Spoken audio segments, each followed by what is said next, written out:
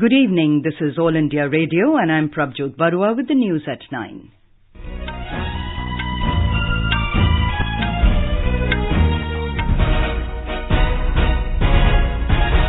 The headlines. India eagerly waiting to welcome home Indian Air Force Wing Commander Abhinandan Varthman after his return from Pakistan's captivity. Prime Minister Narendra Modi says India will no longer be helpless in the face of terror attacks. External Affairs Minister Sushma Swaraj at OIC meeting in Abu Dhabi asserts war is against terrorism, not any religion. Government extends ban on SIMI for another 5 years for involvement in terror activities. Moody's projects Indian economy to grow at 7.3% for the years 2019 and 2020.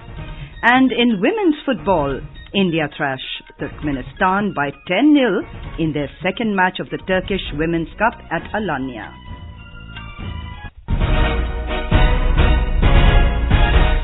India is eagerly waiting to welcome home Indian Air Force Wing Commander Abhinandan Varthman after his return from Pakistan's captivity. He is expected to arrive at Attari-Wagah border in Punjab in a short while from now. People are waiting for Wing Commander Abhinandan Varthman at Attari-Wagah border despite the rain. According to sources, the delay is due to completion of formalities.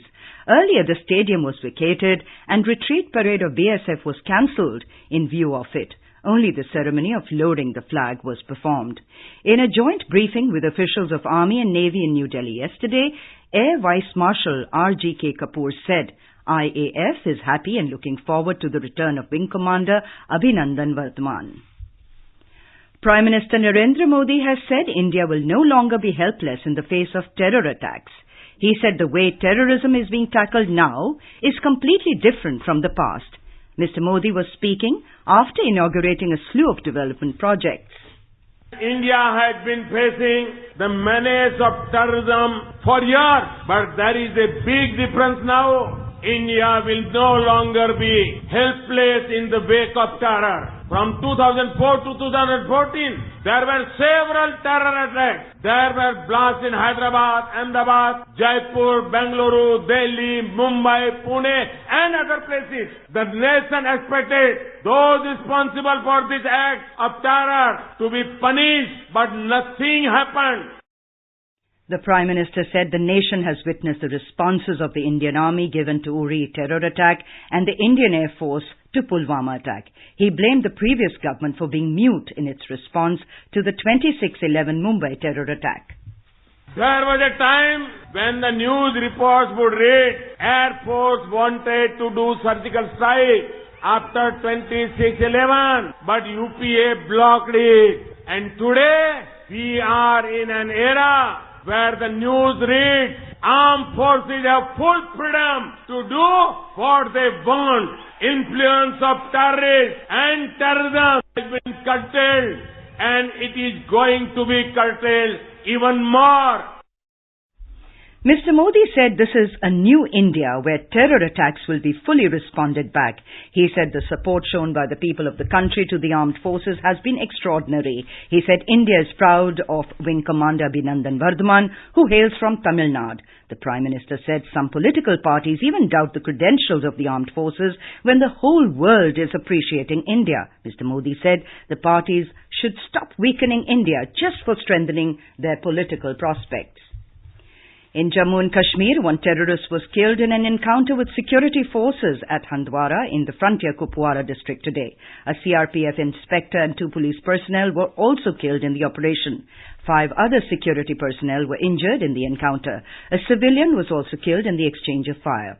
Officials said a joint team of security forces launched a cordon and search operation last night on the basis of specific information about presence of terrorists in the area.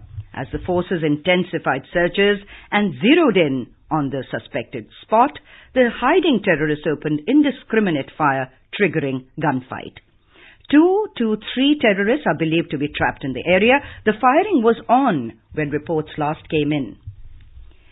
In Jammu and Kashmir, ceasefire violation continued for the 8th consecutive day today, with Pakistan troops resorting to unprovoked and indiscriminate firing along the line of control in border districts of Rajouri and Poonch. According to the sources, Pakistan forces used heavy guns to target civilian areas in Poonch. Throughout the day, the Pakistan troops resorted to heavy shelling, targeting Indian positions and civilian areas at Mindhar, Balakot, Nowshera and Krishna Ghati sectors. However, alert Indian troops deployed on the LOC returned the fire and gave a befitting reply. In a major diplomatic achievement, India for the first time addressed the OIC meeting in Abu Dhabi today and asserted that the war against terrorism was not against any religion. Addressing the inaugural plenary of Foreign Ministers' Meet of the Organization of Islamic Cooperation OIC, External Affairs Minister Sushma Swaraj said, "Every religion in the world stands for peace, compassion and brotherhood." Terrorism and extremism bear different names and labels. It uses diverse causes, but in each case, it is driven by distortion of religion and a misguided belief in its power to succeed. The fight against terrorism is not a confrontation against any religion. It cannot be. Mrs. Swaraj asserted that Indian Muslims are a microcosm of the diversity of the country. Our Muslim brothers and sisters are a microcosm of the diversity of India. They speak Tamil and Telugu, Malayalam and Marathi, Bangla and Bhojpuri, and any of the numerous languages of India. They have diverse culinary tastes, myriad choices of traditional attire, and they maintain strong cultural and linguistic heritage of the regions they love and they have lived for generations. This is for the first time that India was invited to an OIC meeting as a guest of honor. Pakistan Foreign Minister Shah Mahmood Qureshi has admitted that terror mastermind Masood Azhar is in Pakistan and is unwell. Mr. Qureshi said this during an interview to a news channel. Masood Azhar is the chief of terror outfit Jaish-e-Mohammed (JEM) that claimed responsibility for the Pulwama attack in which 40 CRPF personnel lost their lives in February. India had on Wednesday handed over a dossier to Pakistan with specific details of the JEM complicity in Pulwama attack. The dossier also contained information about the presence of JEM leadership and terror camps run by the outfit in Pakistan. JEM, which is prescribed by the UN, has been responsible for a series of terror attacks in India. Till now, Islamabad has taken no concrete actions to dismantle the infrastructure of terrorism on its soil. This is All India Radio giving you the news. For quick news updates, follow us on Twitter at AIR News Alerts. आज plastic pollution से नदियों और समुद्र में मछलियां और कछुए मर रहे हैं और सड़कों पर मवेशी भी। पर आप चाहें तो इसे रोक सकते हैं अपना डोनेशन देकर। डोनेशन देने के लिए अगली बार जब बाजार जाएं तो कपड़े या जूट का बैग साथ ले जाएं और प्लास्टिक का बैग इस्तेमाल ना करें। आपका ये छोटा सा डोनेशन है पर्यावरण में बड़ा योगदान और यही है आपका ग्रीन गुड डीड।